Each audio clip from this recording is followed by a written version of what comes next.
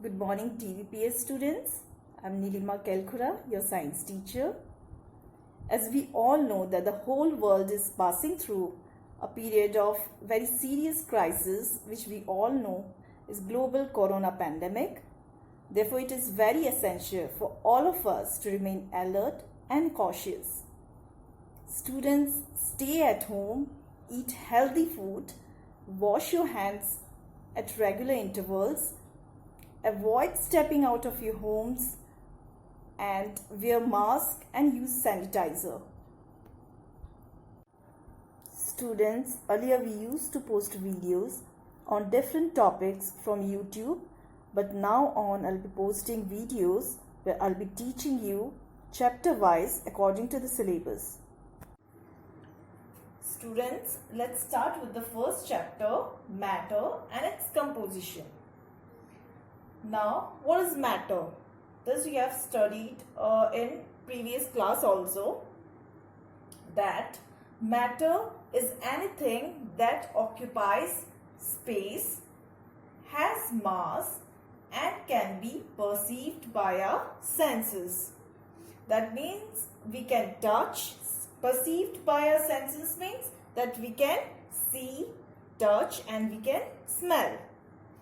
Now, matter has three states: solid, liquid and gas.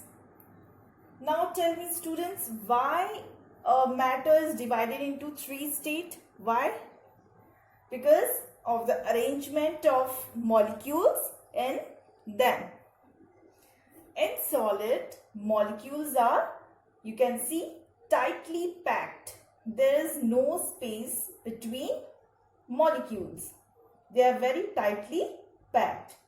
But here in liquid, you can see molecules are loosely packed and there are some spaces between the molecules.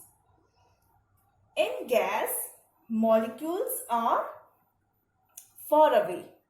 There are spaces, the distance between the molecules are large. So, just because of the arrangement of molecules in them, they have the matter is divided into three states. Now, let us start with the properties of matter. These are the general properties. The first one is mass. Now, all the three states of matter has mass. Solid has got mass, liquid and gas also. And the second property is they occupy space. Solid occupies space, liquid also occupies space and gas, it also occupies space. Now with an activity, I'll show you that all the states of matter, they have got mass. Suppose this is a weighing scale. Now I'll put a solid. Suppose I put a soap here. This is a soap. If I put the soap on a weighing scale, then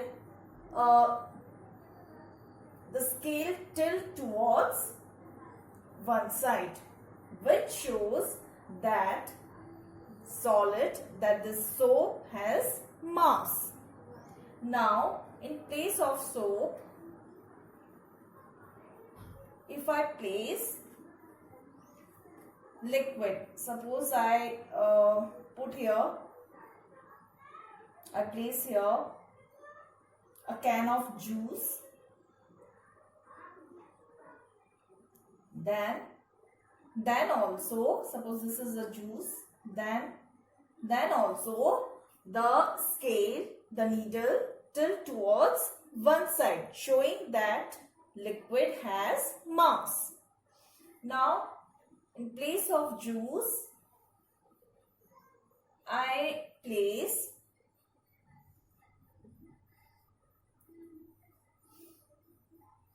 an inflated balloon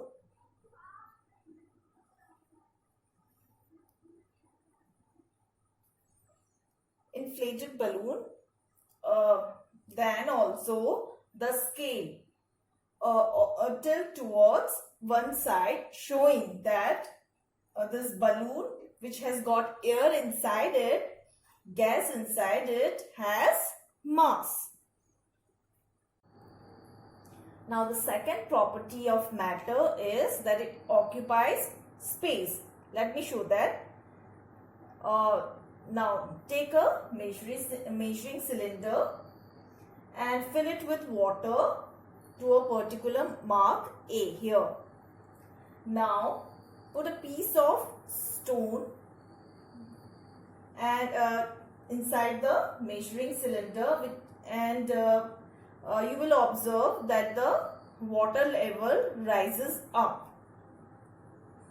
When you will remove the stone, then you will observe the water level again goes back to the same level, which is A, which shows that the stone is a solid, so the stone occupies the space of the water and thus pushes the water level up.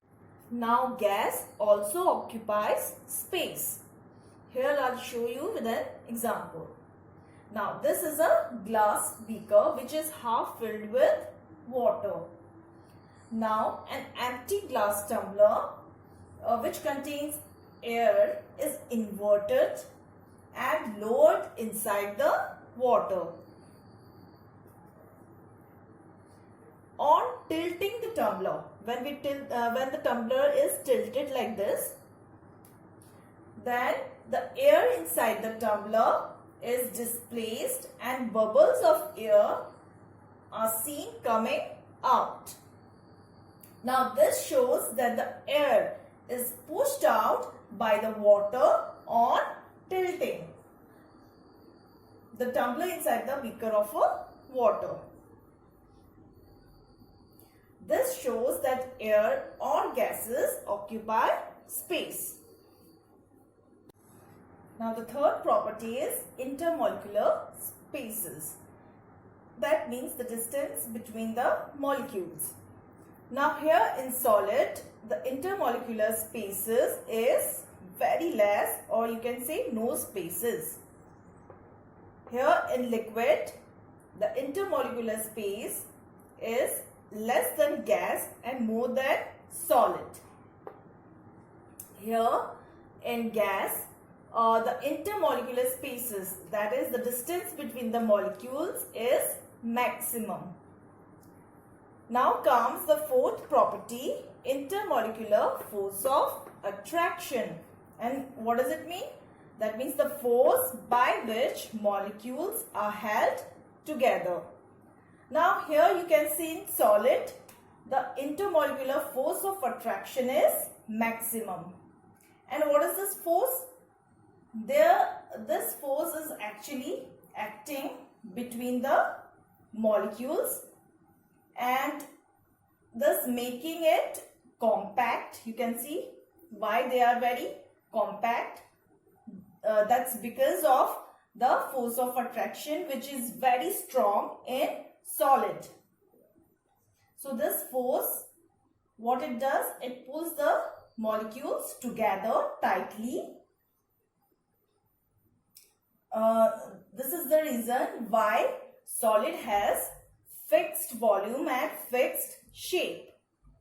Now here in liquid, intermolecular force of attraction, that is the force which is acting between the molecules that pulls the molecules together, is less as compared to the solid.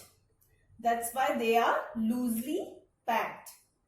And here in liquid, the force, since the force of attraction is less, they have got fixed volume but they do not have fixed shape. Here in gas, the intermolecular force of attraction is negligible. That means